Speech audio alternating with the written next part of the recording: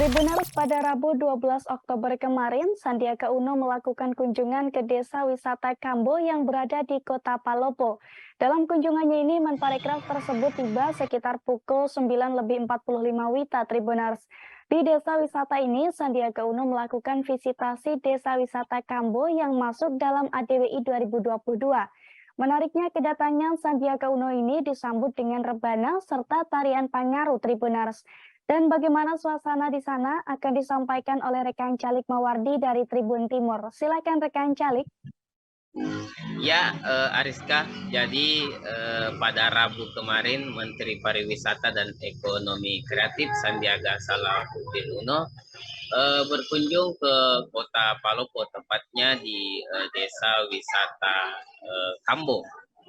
Nah, di mana Sandiaga Uno tiba di Desa Wisata Kambo dengan menumpangi mobil dari Bandara Ilagaligo, Gua Kabupaten Luwu sekitar pukul 9:45 pagi. Nah, kedatangan Sandiaga Salahuddin Uno disambut dengan rebana dan tari-tarian, kemudian disambut juga oleh pemerintah kota setempat, dalam hal ini Wali Kota Palopo Judas Amir dan Wakil Wali Kota Palopo Rahmat Masri Bandaso serta pejabat teras di pemerintahan kota Palopo.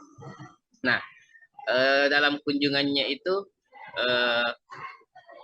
Sandiaga Uno mendengarkan presentasi dari pengurus Desa Wisata Kambo.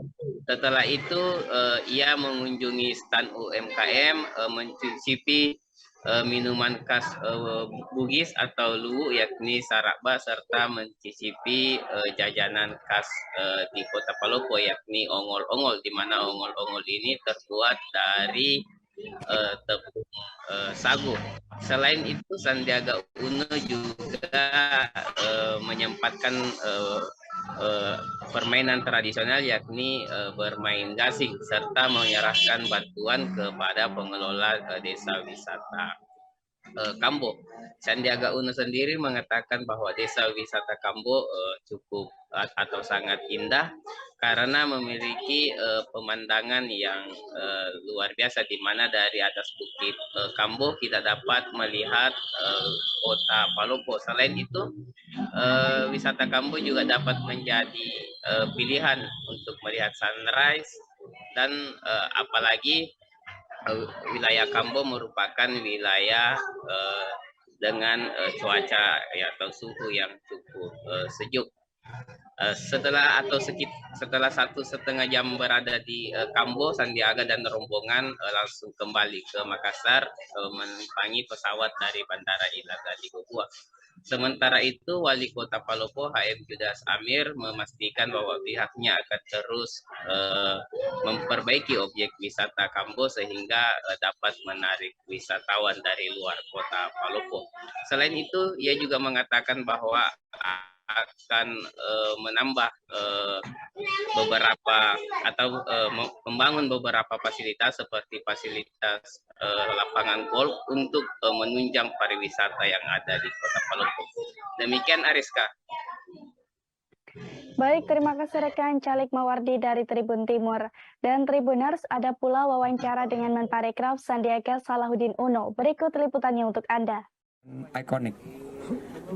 Itu yang kedua adalah bahwa pemandangan ini juga adalah daya tarik yang sangat bisa dikemas dalam konsep sunrise, dan juga waktu tadi disampaikan bahwa di saat sore juga sangat indah, terutama malam karena ada lampu-lampu.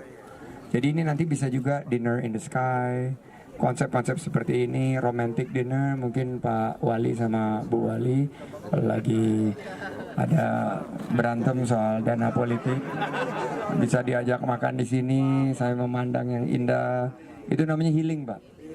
Tapi bikin kantong pening.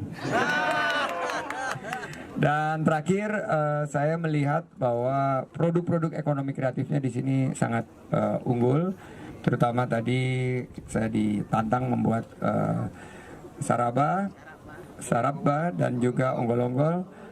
Onggol-onggol ini sangat khas di sini. Tadi agak asin sedikit, mungkin karena bercampur keringat.